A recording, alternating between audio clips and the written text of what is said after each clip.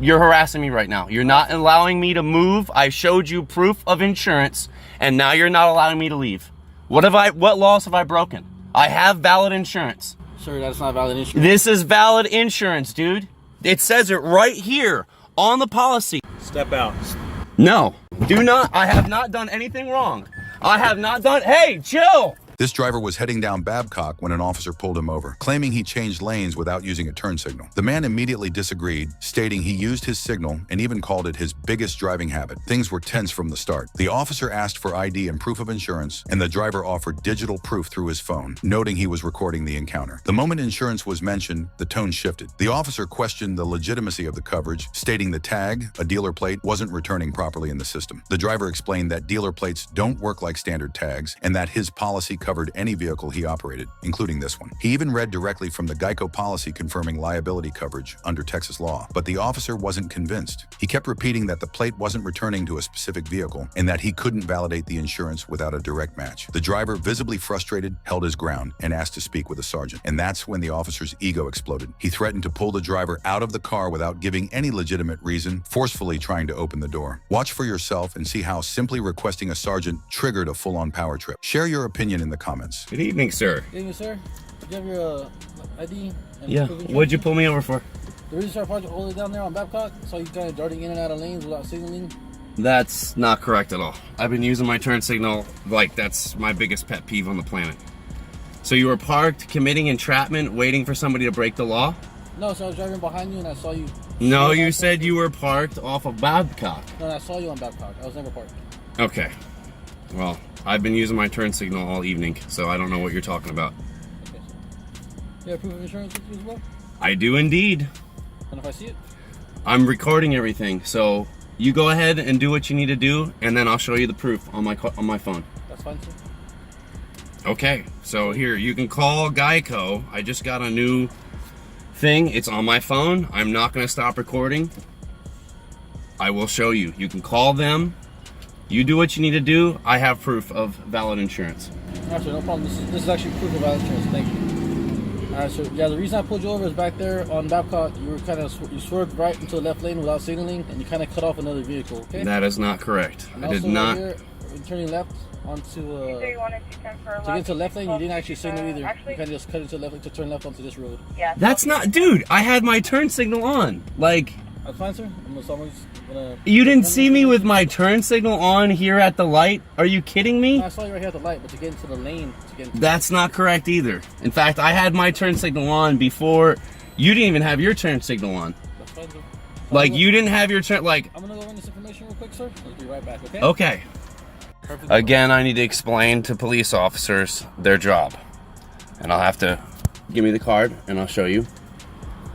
It says, clear as day, this policy provides at least the minimum amounts of liability insured by the state of Texas and Motor Vehicle Safety Response Act for the specified vehicles and named insured, and may provide coverage for other persons and other vehicles as provided by the insurance policy.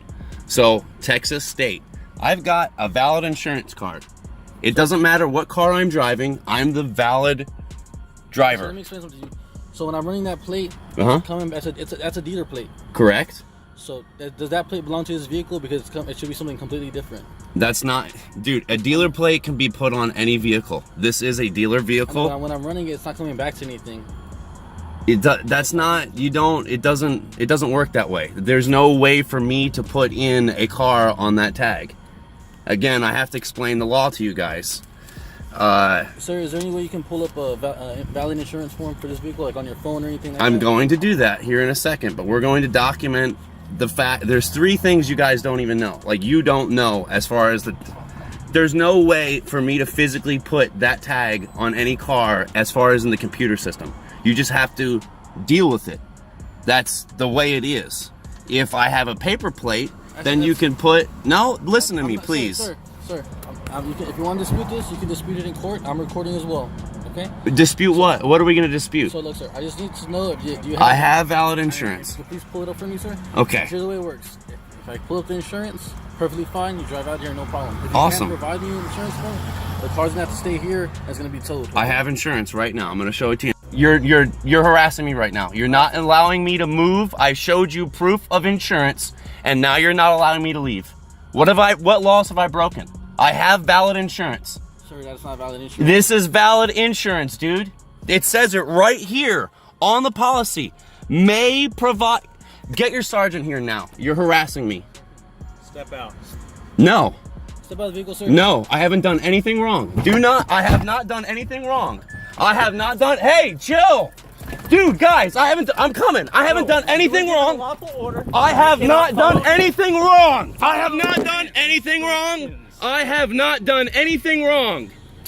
I have not broken any laws. Will you chill? Relax. The officer told you a minute ago. You have no right to pull me out of my car. Well, Get your sergeant here now. Get your sergeant here now. Get your sergeant here now. Get your sergeant here now. Get your sergeant here now. You're harassing me. Get your sergeant. I don't have to be a licensed officer of the state. You're not get to give lawful orders. You get your sergeant here now. You get your sergeant here. No, I have, as a citizen, I have a right to. You are harassing me right now. Why are you forcing? Why are you doing this? You're harassing me right now. No, I don't. Okay. Why do you have me in handcuffs? Get your sergeant here now. I have the right to request the sergeant. Get your sergeant here now. Dude, get the sergeant. How am I not following instructions? You yanked me out of my car illegally. You yanked me out of my car. You had no legal right to pull me out of my car. I will take it to court. You're gonna lose your badge. Get your sergeant here now. Get your sergeant here now. I have done nothing wrong. Get your sergeant here now. Get your sergeant here now. Get your sergeant here now. Dude, it's a dealer vehicle. What? You guys have harassed me. Can I sit up? Follow instructions. What? How am I not following instructions, you fucking pig? How many times have I told you stand good? Get your sergeant here now. Alright, go ahead and ask for sergeant to come out here. The recording cuts off right there. Make sure to check out his channel for further updates on his case. The link is in the description. Now for this one, cops show up again. And again, it's become a routine visit for the bar. The police didn't arrive on a call about violence or chaos. They came to address another noise complaint, a familiar one. It's the same caller, same pattern. A group of people standing outside a neighborhood bar, talking, smoking, sometimes laughing, and that's enough to trigger a formal response. The officers tried to keep the tone diplomatic, but the pressure was obvious. They warned of citations. They explained they're under scrutiny themselves for not issuing tickets. They emphasized that technically, if voices carry across the street and over patrol radios, it qualifies as disturbing the peace. The bar staff didn't get defensive. One of the bartenders calmly explained they're doing what they can, and that this only became an issue after a new property owner moved into the neighborhood. She pointed out the bar has operated for over a decade without a single complaint, and now they're being watched constantly, even when things are quiet. She didn't claim perfection, but she made one thing clear. They're not trying to be a problem. They're just trying to survive. One complaint is being treated like a crackdown order. A bar doing what bars do, now stuck in a legal maze because someone doesn't like what they hear. Watch the full video and see for yourself. And then the big thing is I fully understand. I wish the person that is filing this claim. Yeah, and that's why I'm like, I can only I recommend is if you're not smoking, go back in, and then we wouldn't be hearing the noise complaint. I'm going back in. So I have a question because when these signs, I work here too. When these signs came up in 15 feet. So 15 feet, I measured with the tape measure, is that brown door. I mean, if we're down here, the noise complaints are going to continue. So, I mean, I don't know where 15 feet is that way, but I know I measured 15 feet that way. Yeah, I would take a guess that these are usually about 3 feet, give or take, in length, maybe a little bit more. But we can rough estimate that each sidewalk thing is going to be 3, 6, 9, 12. So about where the lady is with the yellow shirt kind of tucked out, that would be approximately 15 feet would be my guess. Okay. But I just worry about the person calling again because now the noise is closer. We try to keep it down, but this is what I just said here. If you're not smoking, go back inside. Okay. So if people are out here and we get it, everyone wants to have a good time. Good, great, have a good time. But you guys come out here to smoke, fine, phenomenal, have 1 or 2 cigarettes, then go back in. Okay. If you're not smoking, don't come out here to carry a conversation, because like I just said to these understandable is as we're having this conversation, right, 3 people down, they're having conversations. Well, now they want to make sure that they can hear their conversation. Okay. So they're speak up. But then now we can't hear our conversation because they're speaking up, so we speak up. Right. So then that murmur slowly. And I starts get to that, rise. but Yeah. this has only been a recent problem since somebody purchased a piece of property in this neighborhood. Yeah. And at a certain point, it feels Well, like it's- harassment it's against our recent- it's business. recent now. So it's- Because she's the it- only one having the problem. No, prior to whoever our caller is, because again, the caller doesn't want to be met with. Of course, but I mean, we know We've who it had is. Problems like this before at this bar, at Dead End. I've been here for a year. I've never had you guys I've been come here in. 13 years. So That's trust me. fine. 13 years versus a year. And that's why I sit there and say I'm usually pretty calm and collected and like, hey, stop. But sooner or later, what's that old term? What rolls downhill? My bosses are going to see, hey, why do we keep going on a night shift where no tickets are being issued when we can? Right, but you see my point with the same person, it becomes harassment. No, it becomes a disturbing of the peace. So I see it differently. Okay, well, I mean, look it's up- harassing a Look business. up disturbing the peace. I look up a lot of case laws. I'll be happy So to. then it jumps into that. So the statute is alarming and disturbing behavior. If you're disturbing somebody, it doesn't matter what time of day or what time of night it is. If they don't like there's a bar here, then yeah, they can move on or do whatever. But they have a right as a citizen of the state of Illinois to call. if Yeah, they but know- there's also laws against one person consistently calling. But the So- problem is when we get here and we're parking over by Metro, where we did over by the defunct garage, and we hear conversations over our cars, over our radios going off, that's too loud.